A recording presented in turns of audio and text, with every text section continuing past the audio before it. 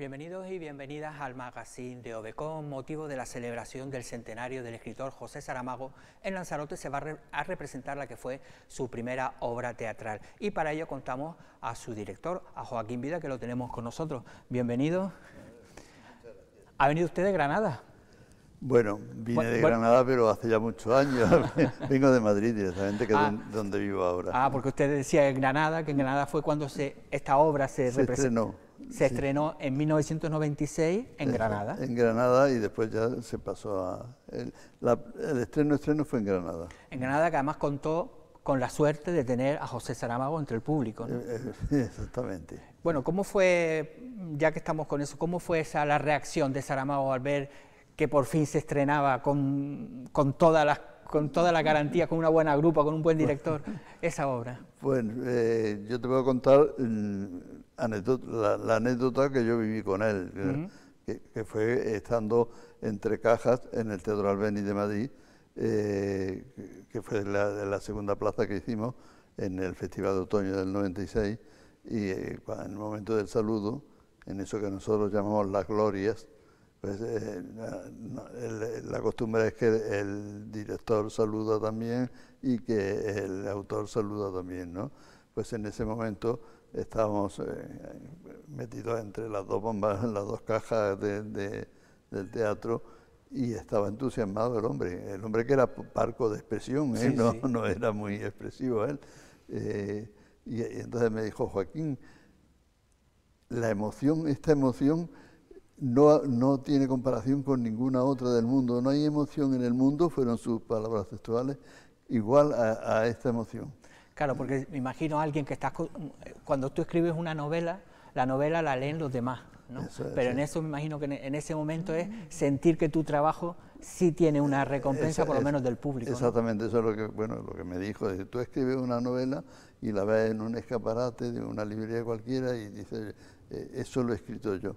Pero nadie te dice nada si le gusta, si le ha hecho efecto, si ha pensado en eso. Pero este clamor, porque el público estaba, entusiasmadísimo en ese momento. Yo siempre pienso que no solamente por lo bien o mal que estuviera la representación y por lo que nuestro trabajo y el suyo. Yo pienso que también el público de aquella noche aplaudía su trayectoria vital, su ejemplo moral, y estaba en el momento de alza de Saramago. Había escrito ya el ensayo sobre la ceguera, y en ese momento era muy conocido en España, y yo creo que el público le aplaudió su ejemplo vital en esa noche también.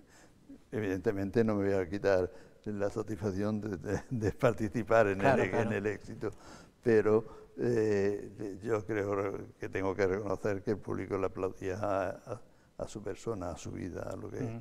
Y 2 años después obtenía el Nobel de Literatura. Y 2 años después le dio. Así que era lo que decía, ¿no? Que estaba en ese momento. De hecho, estuvo en el 96, en el 97, todos los años estaban las quinielas. Estaba en las quinielas. Cuando lo estábamos ensayando, era un rumor, en ese momento era un rumor que le daban el premio Nobel ese año. Nosotros nos acordamos que aquí los periodistas íbamos a la casa, cada vez que era el premio Nobel, esperando, porque siempre era. Pues nosotros, el día que se fallaba el premio Nobel, estábamos ensayando. Ah, sí. Claro, estábamos ensayando en Madrid, y la periodista de Cultura del País estaba en contacto directo con nosotros para, si se producía la noticia, inmediatamente presentarse donde estábamos ensayando para ya ser la primera.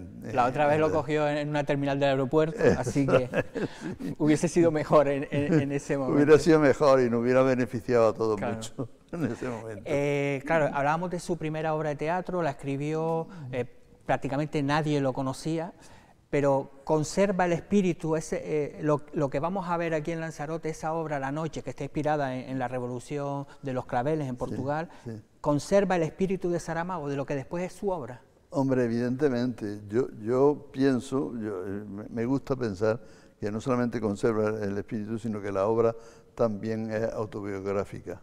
No tengo motivos para pensar, no tengo pruebas fehacientes de que la obra es autobiográfica, porque conozco a Saramago y conozco a Pilar del Río, me han contado cosas de su vida y cosas así, pero nunca me han dicho que la obra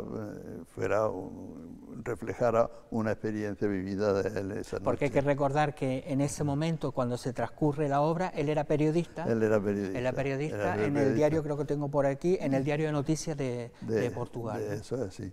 Entonces, yo pienso que no solamente refleja el espíritu y el modo de pensar de Saramago, sino que me gusta pensar que refleja también un episodio autobiográfico. Sí, de hecho yo creo que además, porque en esa redacción, que es la que vamos a ver en la obra de teatro, hay un debate entre periodistas, ¿no? Sí. Yo estoy seguro que él era de los que al final lo echaron del periódico, sí, precisamente poco después. Yo creo que él en la obra lo que realmente hace es pasarle un ajuste de cuentas al periódico y al modo de hacer prensa en Portugal en aquellos días. Bueno, esa obra del 96 ahora, ¿cambia algo? Porque claro, no es la misma la dirección ahora, que digo, también por usted, por su trayectoria. No, la obra se está, bueno, de hecho me han llamado a mí porque yo la monté y lo que se ha propuesto hacer, yo creo que a iniciativa de Pilar del Río, es que se reprodujese la obra tal como la montamos, y de modo que se está montando tal y como fue, con otros actores, porque claro, lógicamente, además los actores son de la compañía Tramado, que es de Lanzarote. Exactamente, pero la obra se está reconstruyendo, además muy bien por parte de los actores y de Tramado, la están reconstruyendo casi al detalle tal y como fue. Y me decía, usted habló con él cuando no ha tenido la tentación de modificar alguna de las cosas que a lo mejor él, con su expresión, lo que le decía, podía estar. No he tenido esa tentación porque realmente la versión es mía. Es decir, Eugenio Redondo, que figura como adaptador, soy yo también. Entonces, ya ese proceso está hecho, ya está Joaquín Vida también, de alguna manera, en la obra, ¿no? Entonces, esa tentación no puedo hacerla porque ya la hice. Dice, yo es que cuando vi a Saramago que se quedó un poquito así, dice, voy a cambiar esto por este lado. No, fue muy generoso. Hablamos un poco de lo que es esa noche, ¿no? Pero ¿qué nos puede contar de lo que vamos a ver? Hombre, lo que se va a ver es un conflicto que se genera en una redacción de periódico la noche que se produce un golpe de Estado, porque lo que se produjo fue un golpe de Estado, y la reacción de los periodistas que componen esa redacción, que se supone que es un resumen de la reacción de todo el pueblo portugués. Entonces, ahí se produce un conflicto entre los periodistas y la dirección del periódico y la propiedad del periódico, que no quieren dar la noticia porque pretenden conseguir hasta el último momento la posibilidad de echar atrás lo que se está produciendo. Pero la otra parte del periodismo, el periodismo progre, que quiere ayudar a la consumación del golpe, o del hecho democrático, el hecho democrático fue hecho pro-democrático, claro, para la democracia, pero un golpe de Estado no es democrático nunca, claro. Pero la parte de la redacción que quiere publicar la noticia para darle carácter de hecho consumado y poder ayudar a que eso se consolide. Y se vive ese enfrentamiento entre uno y otro. Se vive. Lo que yo creo que lo bueno de los grandes escritores es que una obra que publicó o escribió en 1970 y algo, hoy día tiene vigor. Pues hoy día tiene vigor si vemos lo que está pasando, bueno, lo que pasa en general, porque él lo explica muy bien, en el enfrentamiento fundamental de la obra entre el progre y el reaccionario, lo explica muy bien el mecanismo por qué funcionan así las cosas, ¿no? Y entonces eso sigue siendo así, quien paga manda. Y entonces el capital propietario de la firma del periódico, pues él tiene unos intereses y el periodista, que es el que maneja su oficio, el que lo conoce y eso, tiene otros, y eso estalla, y eso sigue pasando. No, yo creo que incluso más que en esa época, hoy día con los fondos de inversión, claro, con todo eso ha cambiado, pero todo eso. Sí, en esa época era más bruto, ¿no? Porque era el poder constituido el que tenía la pistola, en nombre de los fondos de inversión de entonces, pero era el que decía esto es así, era el poder, pero hoy más sutilmente, pero más eficazmente se sigue manteniendo. Claro, si analizamos la obra teatral de Saramago con su obra literaria, sus novelas, hay una cierta descompensación, sí, ¿no? es bastante diferente. ¿Por qué cree que no fue tan prolífico al hacer obras de teatro? Porque creo que no son muchas, ¿no? No, somos más bien pocas, más bien pocas. No, yo creo que él narra, un narrador tiene una libertad que un dramático no la tiene. El teatro está sometido a una norma, una regla que son muy restrictivas. El teatro tiene que durar un tiempo determinado, en ese tiempo determinado tienen que pasar las cosas, tienen que pasar, no decir corriendo van por la vega, y no florituras, sino tienen que pasar allí ante el público, y todo eso conlleva a una capacidad ¿cómo se dice?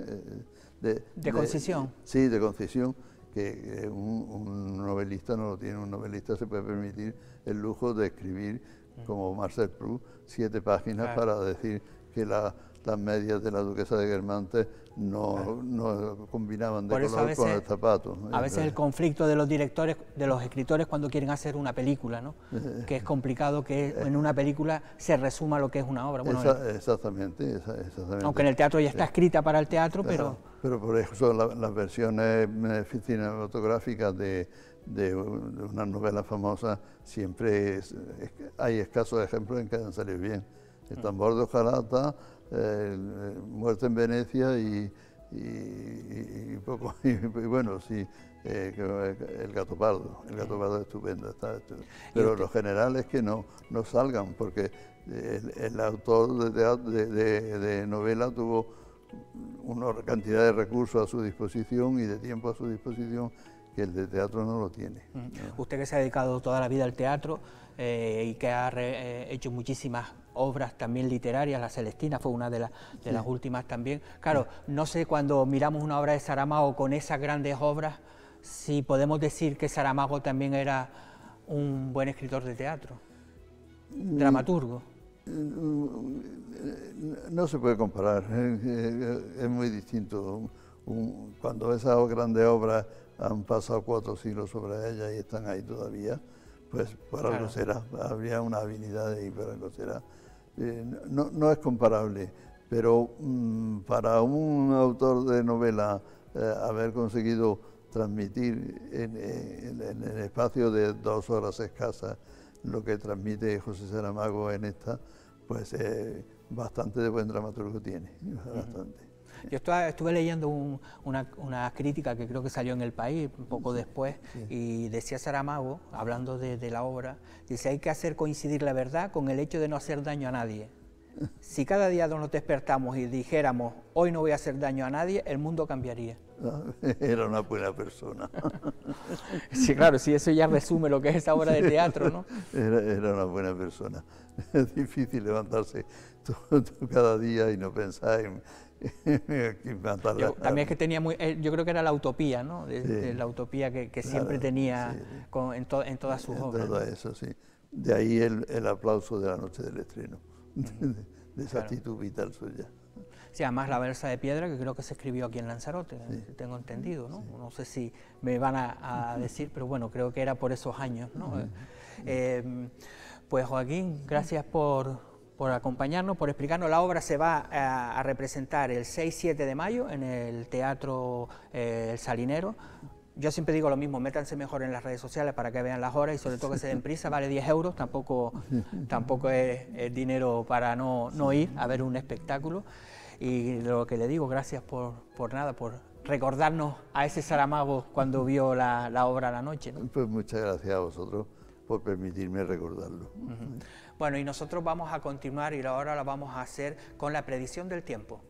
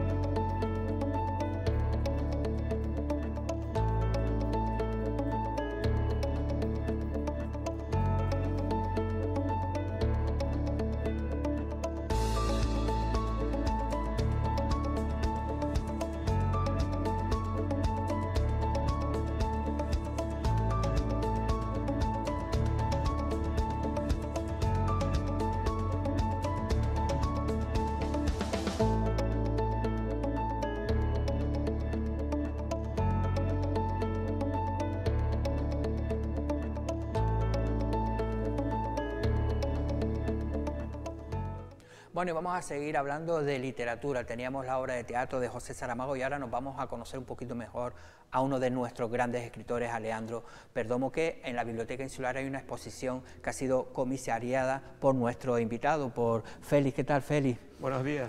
Es uno de nuestros grandes escritores. Sí, indudablemente está considerado uno de los grandes escritores y periodistas de Canarias, porque, claro, impulsó dos cabeceras importantes en su época, como fueron Pronósticos, en Lanzarote y en Gran Canaria, del 46 al 48, y después la otra cabecera importante que es Volcán, una vez que ya se va a Bélgica, y además también pues sus crónicas y sus cuentos los difundió en 6 libros que también pues, han sido bastante exaltados por la crítica. Hablamos de una exposición que estuvo en Teguise, ¿no? Y ahora que va a recorrer, no sé si va a recorrer, ahora mismo está en la Biblioteca Insular, para aquellos que lo sepan, no hace falta que vayan a sacar ningún libro, que no vayan si no quieren leer, que lo ideal sería que fueran y leyeran un poquito de su obra, que hay allí muchísimos libros, pero que vean un poco la exposición que hace un recorrido por lo que es ha sido la historia de Leandro Perdomo, ¿no?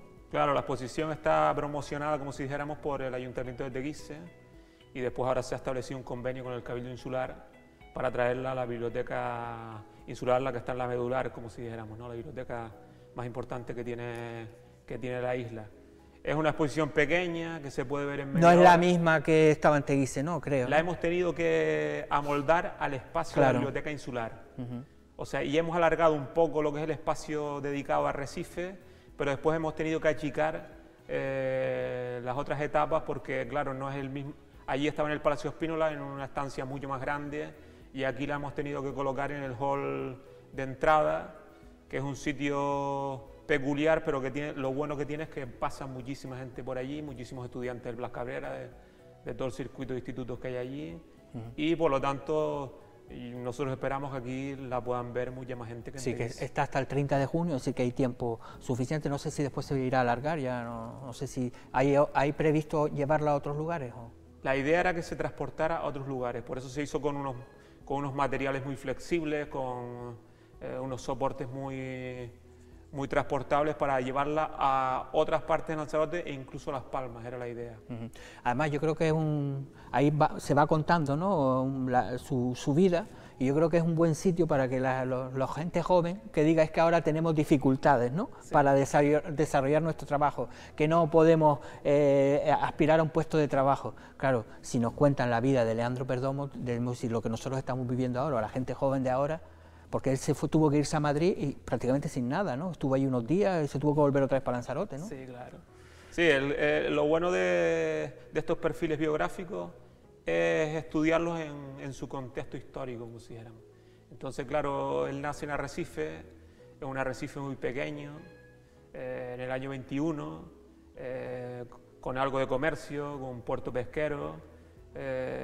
Sí es verdad que de una familia acomodada, pero después le toca vivir la posguerra, a partir del 36, como todos sabemos, racionamiento, los miedos de que te metieran en la cárcel, la censura periodística, las leyes donde había consignas, se quitaban artículos, etcétera, etcétera.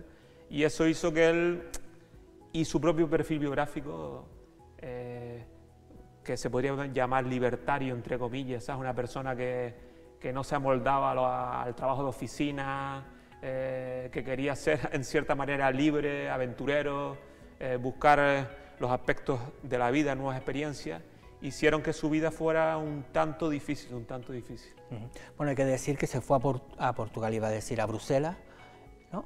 Y que estuvo trabajando de minero.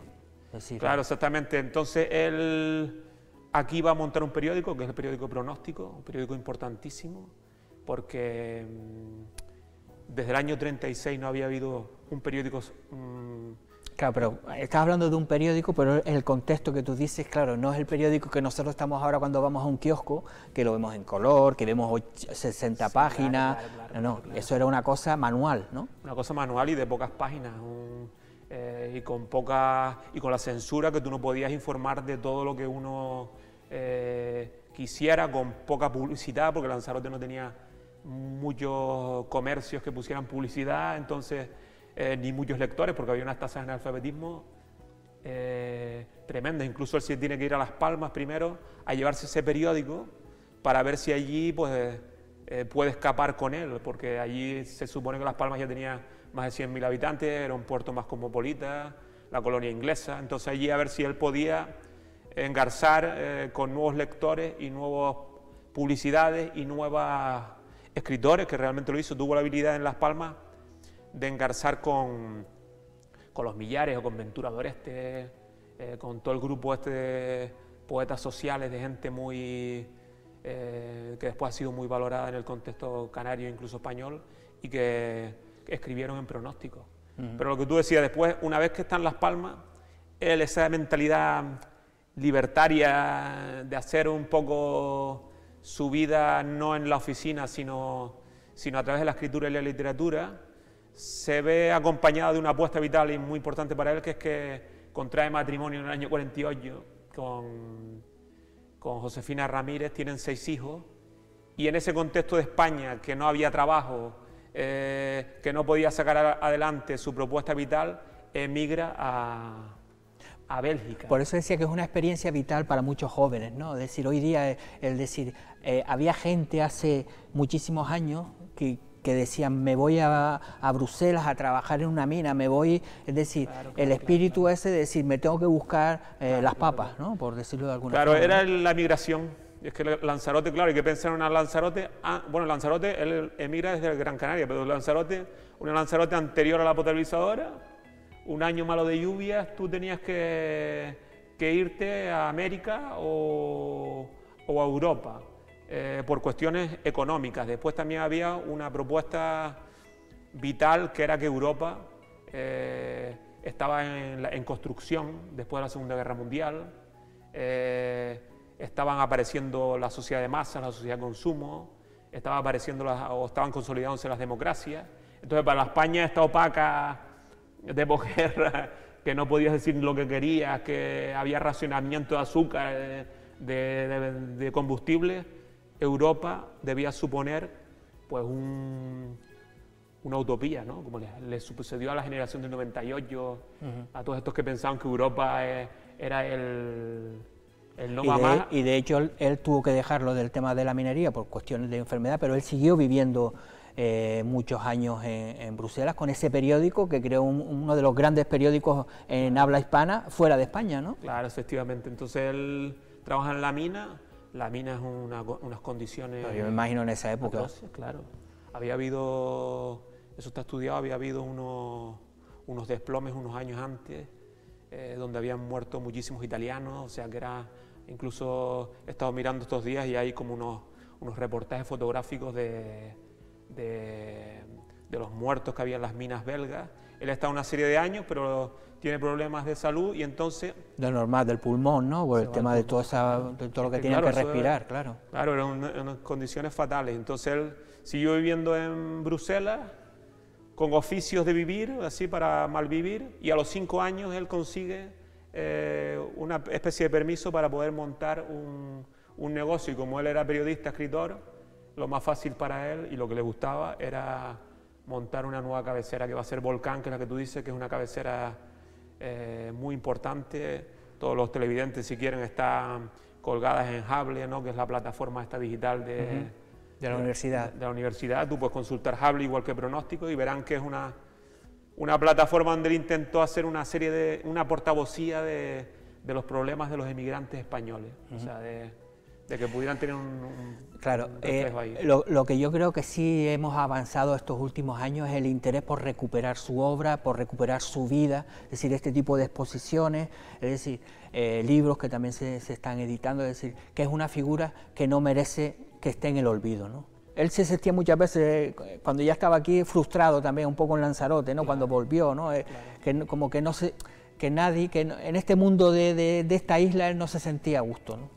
Pero bueno, por lo menos claro, creo que ahora... vuelve en el 68, él había salido de un Lanzarote de posguerra, pero donde todavía estaba intacto, como si dijéramos, la economía antigua, la cultura y la sociedad, como si dijéramos, agrícola, pesquera, etcétera, etcétera. Y él cuando vuelve en el 68 está explosionando el turismo. Claro, ya estaban los jameos del agua inaugurados, claro, 64. 66, los del Fariones. Claro. O sea, hay que pensar que ya está explosionando todo eso. Entonces él, por su propio perfil biográfico y por el contexto, se va a vivir a Teguise, que Teguise era un pueblo muy pequeño comparado con Bruselas. Claro, pero claro, estamos hablando del despertar, pero estamos en una dictadura. Claro, también, estamos en la transición decir... también, 68, estamos entrando ahí en la pre-transición, como si dijéramos. A él le tocó todo eso. Y entonces ahí él, desde su atalaya, como si dijéramos, porque también era una persona de acción, como muchos dijeron, era un bohemio, pero después era una persona que le gustaba incidir en la realidad, va a empezar a escribir libros, va a empezar a publicar mucho en los periódicos, y ahí va a empezar a dar su visión de lo que tenía que mejorar en la sociedad lanzaroteña. Claro, él quiso seguramente ser más oído, pero después tú sabes que, claro, que pues no escucha poderes, todo el mundo lo que quiere escuchar, y los derroteros de Lanzarote a lo mejor siguieron por unas vías que él sí, que no el cambio él que hubiese querido no se producía tampoco. De todas formas, hablabas antes de que la calle, yo creo, aconsejo a todo el mundo que lean los cuentos que él hace o las historias de la gente normal, ¿no? De Lanzarote, de ese arrecife antiguo, ¿no? Que es un recorrido que hace, que yo creo que es, para aquellos que quieran saber, yo creo que Leandro cuenta muy bien todo eso, ¿no? Claro, exactamente. Yo creo que, dentro de que yo no soy tampoco un gran especialista, pero realmente yo creo que él intentó dar voz a las personas de las populares, como si dijéramos, y lo hizo a través de una herramienta que era la oralidad, o sea, escuchando a Isidoro Davío en la Caleta Famara, viendo cuáles eran las anécdotas y las historias que ellos les contaban, y después, a partir de ese material y de otro material que él tenía de literario, etcétera, etcétera, él construye todos esos tipos de cuentos y de crónicas, donde él construye lo que se ha dicho recientemente una mitología insular, o sea, una especie de cultura que consiguiera unificar a lo que era la población de Lanzarote con su territorio y con su camella, ¿no? Y con su camella, claro, porque el símbolo también de los animales antiguos que se estaban perdiendo, el símbolo de la bondad del hombre con el animal, o sea, se puede leer desde todos esos puntos de vista. Y lo que está claro es que Canarias sí que tiene no con él y con muchísimos otros escritores lanzaroteños, pero yo creo que yo lo he hablado aquí con diferentes invitados, de que es necesario ya de una vez por todas el Día de las Letras Canarias, ese tipo de cosas, que necesitamos este tipo de escritores que Canarias lo reconozca, ¿no?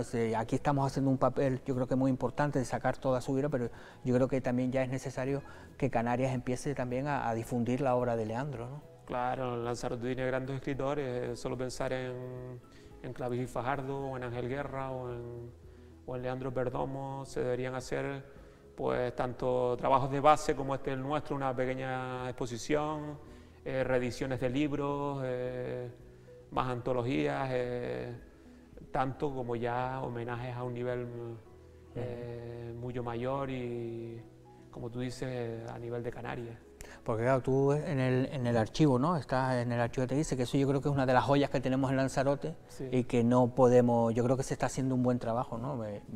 Personalmente lo creo, pero que es fundamental, ¿no? Que se siga haciendo de rescatar lo que tenemos de nuestra historia, que es poca, pero tenemos historia, aunque la gente no lo piense. No, claro, los archivos hacen una gran labor, o sea, porque son como motores de recuperación de la historia, motores culturales.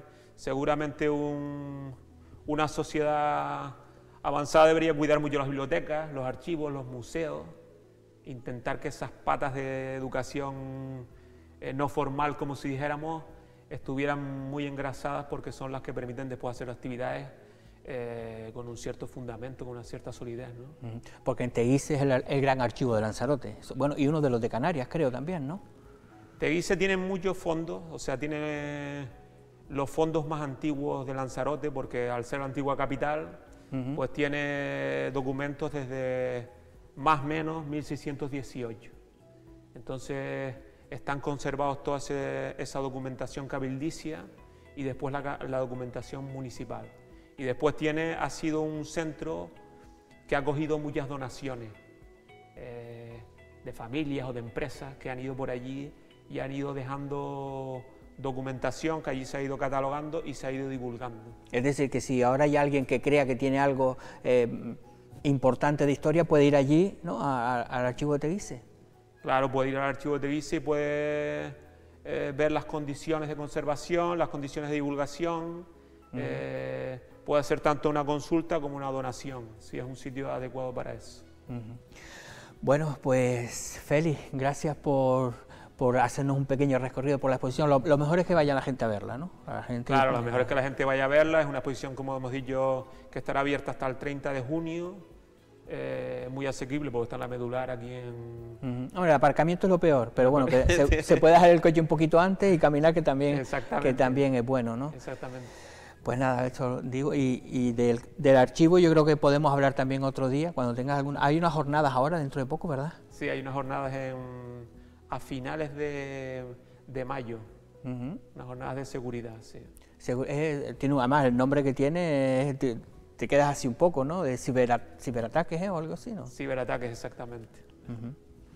Bueno, pues ya hablaremos de esa jornada, que tú estás por medio, ¿no? Exactamente. Por eso digo, ¿no? Que te quedas así un poco y digo, pero tú estás también dentro de... que has sido uno de los precursores de la jornada, ¿no? En esta ocasión no, en esta ocasión yo no estoy en... Pero has estado, ¿no? Las primeras, ¿no? En las primeras sí, en esta ocasión no, porque, bueno, por cuestiones de planeamiento no, pero en las otras sí. Bueno, pues gracias por acompañarnos, y nosotros ahora nos vamos a ir hasta el municipio de Yaiza. Lo único que les digo es, ¿conocen el barquillo Bernaza? Bueno, pues si no lo conocen, vamos a ver esta pequeña historia.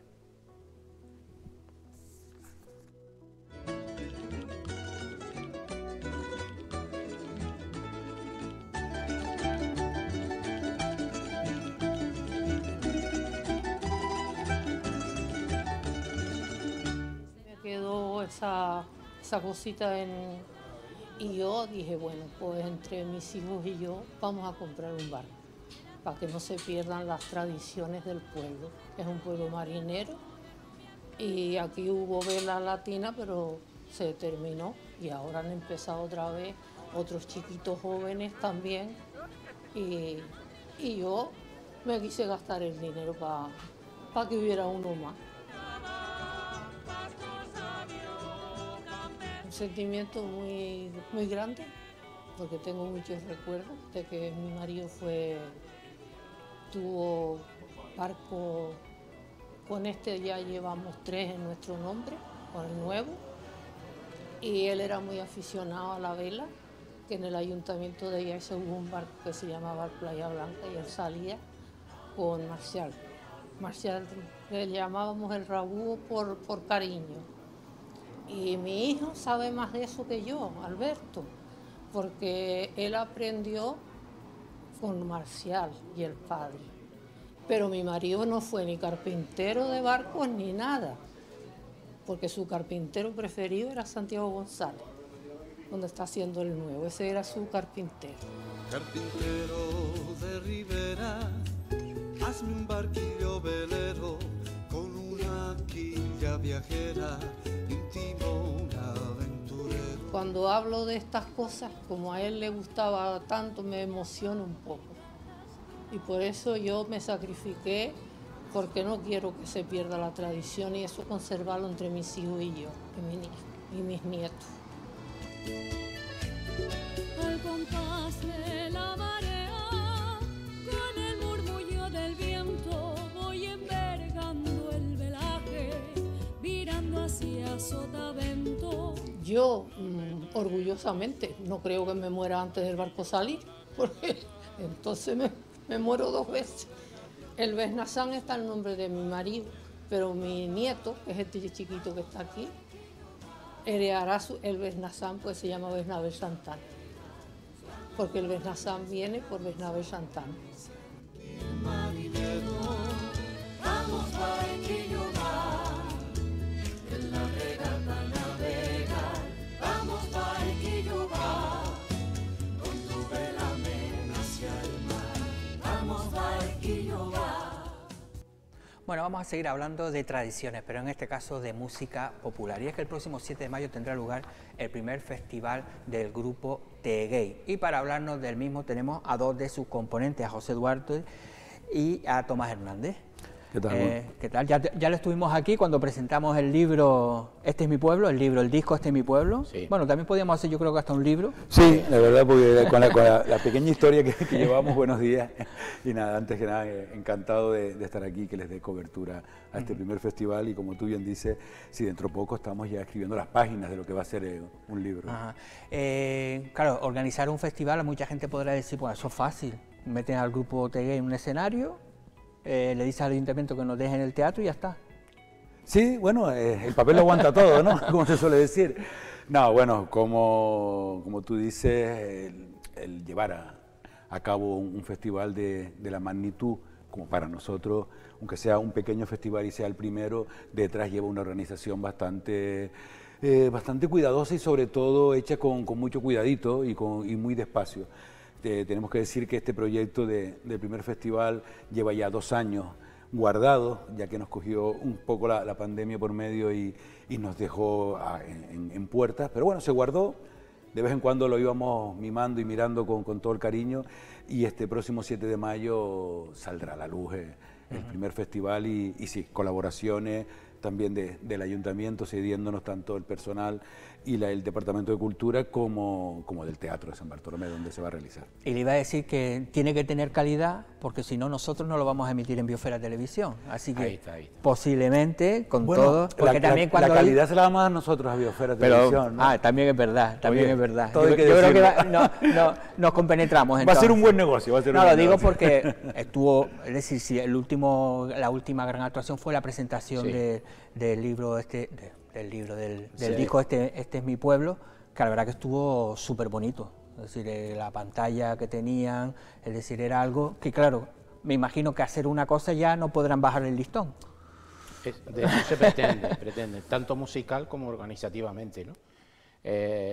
Como dice mi compañero, esto teníamos el proyecto hace 2 años y un mes antes de iniciar el primer festival vino la pandemia, ¿no? Entonces tuvimos que guardar todos los invitados que teníamos, se tuvieron que avisar y luego hemos reiniciado el proyecto con nuevo grupo, que es un grupo que viene de Fuerteventura. Por cierto, que va a haber un grupo invitado. Sí, es decir, sí, además de oírlos ustedes, sí, tenemos. Sí.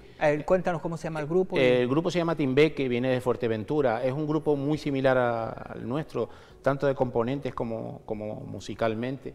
Y entonces enseguida se prestaron a participar. Y luego también van a haber colaboraciones, tanto de Giovanni, que es saxofonista, y Pedro Lemes, que es el del Silbo Gomero. Entonces vamos a hacer una simbiosis ahí donde creo que va a quedar bien porque está súper bien trabajado. Vamos a presentar 4 nuevos temas. Sí, es lo que le iba a decir, es decir, el que vaya a este festival no piensen que va a oír los mismos temas de la presentación del disco. No, y si me permite, un poco desde el opening del festival ya van a haber novedades. O sea, ya desde el comienzo, desde que ya se sienten en la butaca que se ha reservado, que ya te puedo comentar también que hemos colgado, a los 2 días se colgó. Yo que no lo quería decir, pero es que ya no hay billete, ya no hay entrada. Y también con el aforo total. Exacto. Con el aforo total. Sí. Que ya es una cosa importante. Una novedad muy importante. Y si hubiese habido 2 aforos también lo llenan. También, yo creo que sí. Yo pienso que la demanda y la gente tiene ganas de empezar a escuchar y a vivir y a seguir con la cultura, en este caso musical. Pero lo que te quería comentar es que toda aquella persona que haya adquirido su entrada, que respete su asiento y que lo utilice, que vaya al teatro, porque sí nos han comentado en otros actos de otros ámbitos, como que al ser gratis la gente un poco se lo toma un poquito a la ligera, porque la demanda, como tú decías, de la gente en las redes sociales, demandando más entrada para que no se quede ese sitio. Eso a veces es el debate, es decir, es mejor poner que aunque sea 5 euros para que la gente ya que ha pagado vaya. Lo tuvimos el debate. Pero ¿qué puede pasar, Domingo? Que bueno, ahí también va la responsabilidad de cada uno. O sea, si estás ya preocupado en entrar en una plataforma a reservar tu entrada, oye, pues comprométete a asistir al acto. Seguramente puede pasar algo que Dios no lo quiera. Claro, sí, pero si no, acude. Así todo se va a poner una norma que es novedosa, que 10 minutos antes todas aquellas butacas que no se hayan ocupado, el público que esté fuera lo puede ocupar. Que es una cosa novedosa, que antes solo se podía utilizar la gente y en los sillones y en las sillas que estaban marcados. Ahora, como es el aforo total, pues un poco estamos pensando lo que dice José, que a nosotros nos cuesta un montón de trabajo continuo y que no se va a cobrar la entrada como mínimo, tener la responsabilidad de que si adquieres la entrada que nos vayan a ver. Después puedes opinar si te ha gustado o no te gusta. Pero realmente nosotros nos vamos a sentir feliz viendo el teatro lleno. Bueno, eso va a estar seguro. Hablabas de 4 temas nuevos. Sí. ¿Nos puedes avanzar alguna cosita? Porque claro, también es verdad, 4 temas nuevos que ustedes producen, ¿eh? Mucho. Y hay 6 o 7 pendientes todavía para hacer, ¿no? Hay que engoarnos un poquito para ver lo de los 4 temas nuevos, de qué va más o menos, o si no de qué va, de qué tipo yo te voy a de decir la verdad sobre Lanzarote, es lo que te puedo decir, porque un poco también hay que tener la magia de esperar a estrenarlos, pero son temas musicales y de letras nuestras. Que eso hay que decirlo también, es decir, los temas son puro y exclusivamente. Claro. Creo que de los 8 o 9 temas que tocamos en el festival, vamos a tocar solo uno que no es nuestro, un poco para agregar al otro grupo como un fin de fiesta, para que suban con nosotros al escenario para un fin de fiesta. Pero para los demás, cerrar el espectáculo. Exactamente. Pero los demás siempre hay una característica de Tequei que solo utiliza sus propios temas. Claro, ¿cuánto va a durar lo que ustedes piensan? Sí, mira, más o menos está previsto en torno a 2 horas todo el espectáculo, como te comentaba antes, desde el opening, que ya empieza rigurosamente a las 9 de la noche, se van a cerrar puertas y va a comenzar el espectáculo. Y bueno, se presentará en primer lugar los compañeros del grupo de Timbeque de Fuerteventura, seguidamente alguna sorpresa entrará Tequei, seguirán las sorpresas y aproximadamente, como te decía, 2 horas y algo será el espectáculo. Es decir, que mejor que vayan comidos, ¿no?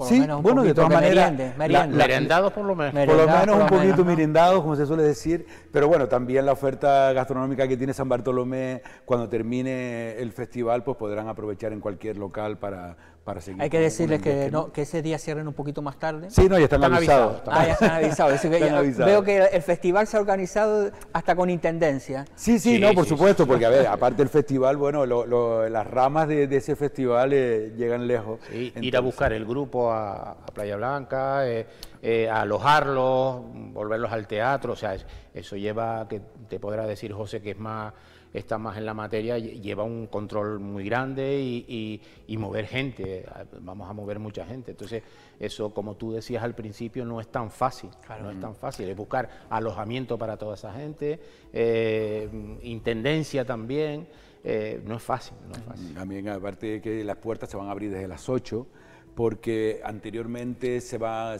a poner a la venta el disco, como tú hablabas antes, con esos 14 temas inéditos. Bueno, el que disco fue la y primera un producción. regalito también. También es otro regalo, es un pack. Es un pack, ¿no? Y Hay el que pack decirle, y una talega. Es Una una talega. talega con, bueno, hasta ahí podemos hablar y bueno, porque ya en las redes sociales, ya el compañero que lleva las redes sociales ya se ha encargado de, Mira, ahí tenemos, de ponerla. yo Mira, vi- ahí está.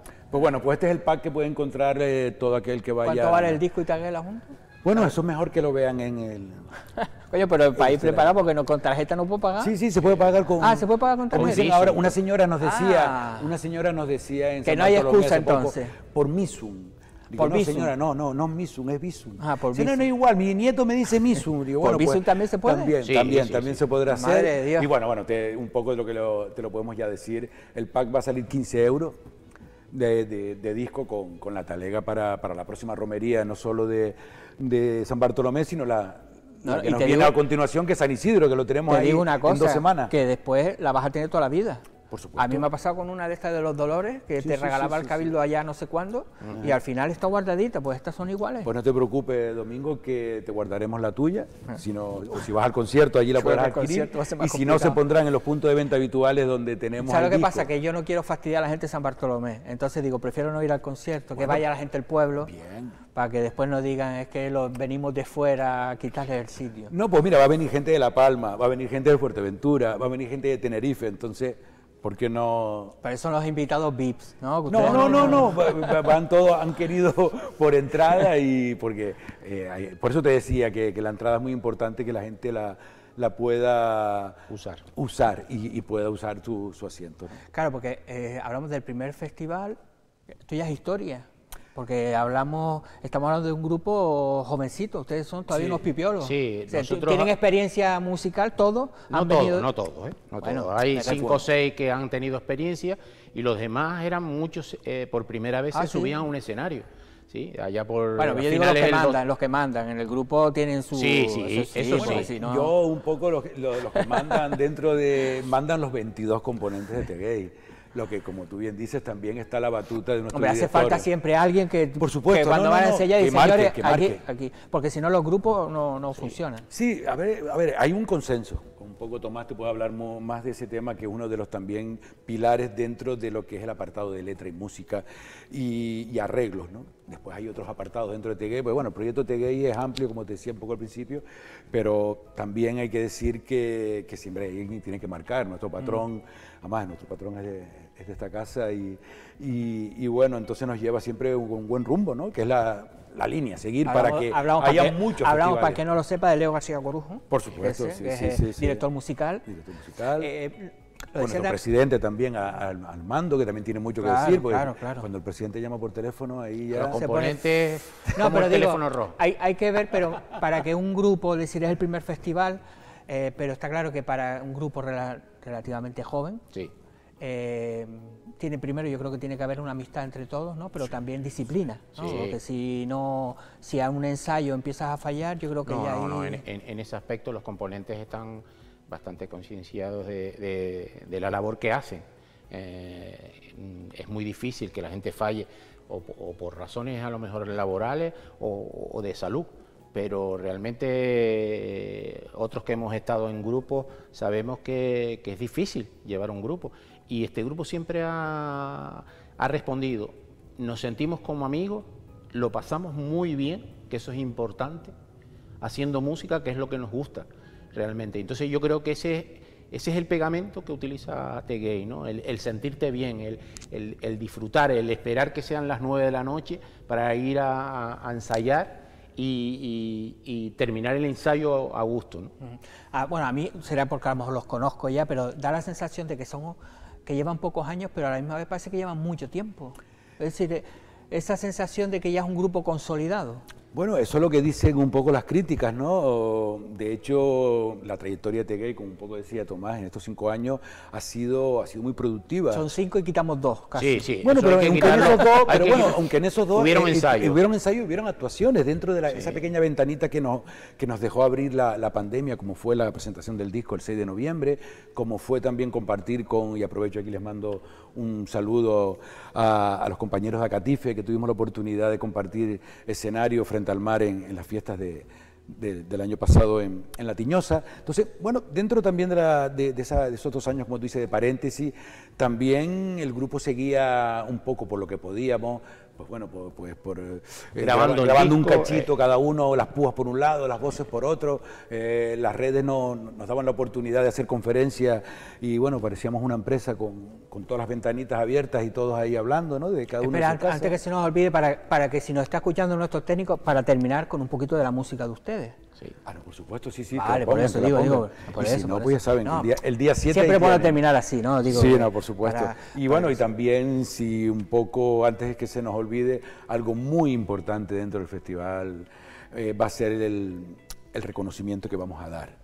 O sea, si el festival de por sí es muy importante, el apartado del reconocimiento, que ya, si quieres también Tomás puede hablar un poquito más de él, es el reconocimiento que vamos a dar, ¿no? Que es el Taro de Honor. Es lo que iba a decir. En todo festival se necesita esa pieza, ese pin, esa medalla para reconocer. El Taro de Honor, que es la que se crea entonces ustedes. Sí. Sí.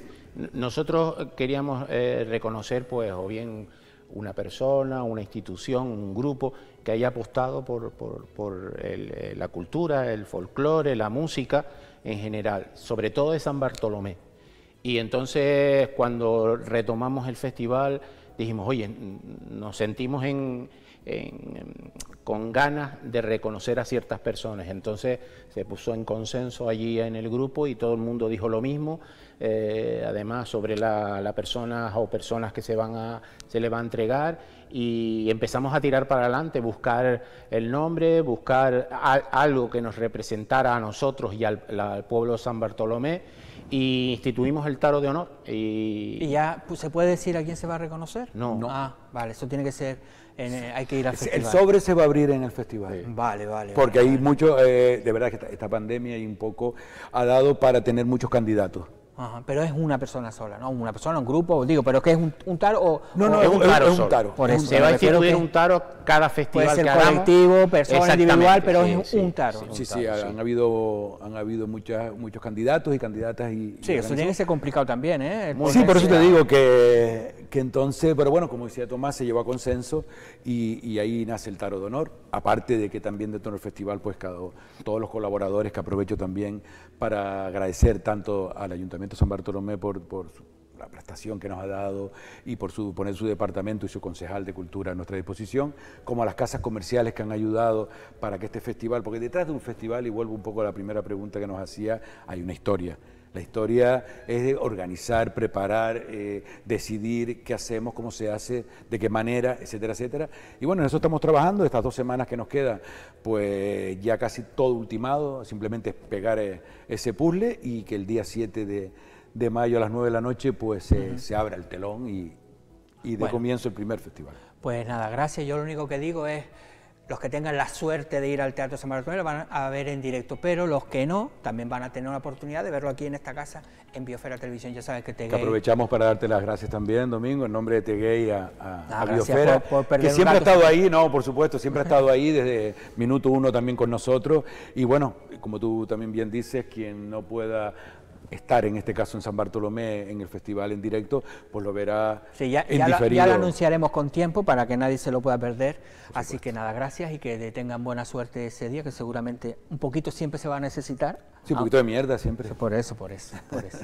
Bueno, y nosotros vamos a terminar, y qué mejor que hacerlo con un poquito de la música de The Gay. Ya lo saben, el 7 de mayo en el Teatro de San Bartolomé, y si no, aquí en Biosfera Televisión, ya le anunciaremos cuándo. Gracias y mañana nos vemos de nuevo.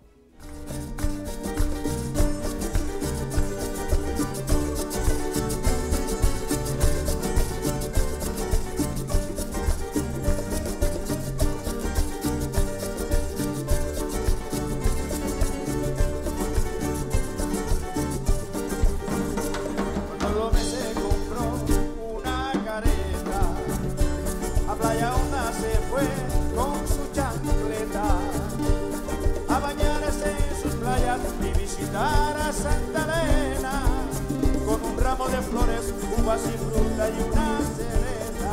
¡Arriba!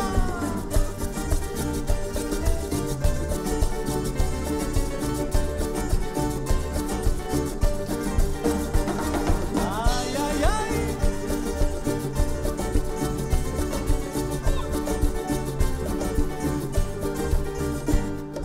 Una caracola que vio, un silbido le regaló, un cabozo le prometió espina de peineta, una concha se ofreció para guardar todas sus letras, que la Arencibia partió, por la concha pasó con los recuerdos.